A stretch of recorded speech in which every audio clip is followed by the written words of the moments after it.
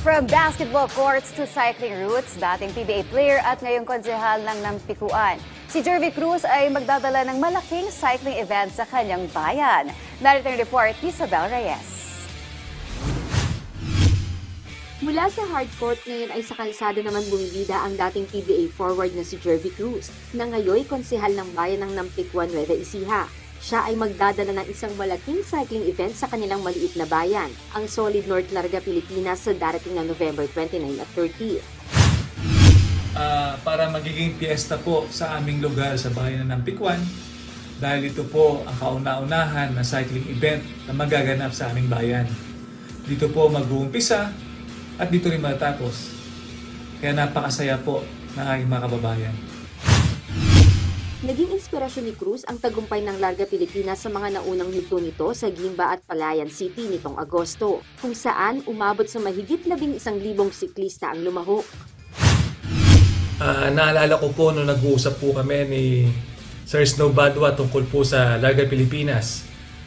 Nabanggit ko po sa kanya na baka pwede po sa aming bayan sa Nampikuan para po makatulong kami sa turismo at mabigyan pansin po ang aming bayan dahil ang Nampikuan po ang pinakamaliit na bayan sa buong Nueva Ecija. Kaya nagpapasalamat po ako kay Sir Snow Badwa na napaunlakan niya po ang aking munting hiling. And syempre po, hindi ko po pwedeng kalimutan ang aming mahal na Mayor Mario G. Lacorom na nakasuporta rin po dito po sa Larga Pilipinas. Kaya maraming salamat po, Mayor Mario G. Lacorom. Bilang lokal na opisyal, sports at youth development ang pangunahing advokasya ni Cruz. Gamit ang disiplina at karanasang natutunan mula sa kanyang mga coach na sina Yeng Giao at Tim Cone, layunin niyang makilala pa ang mga batang atleta mula sa kanilang bayan.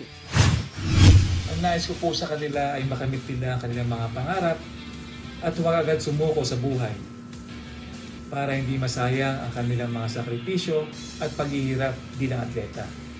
Kaya po ako bilang professional player ay talagang nagsumikap po ako para makamit ko aking pangarap at lalo-lalo na para sa aking pamilya.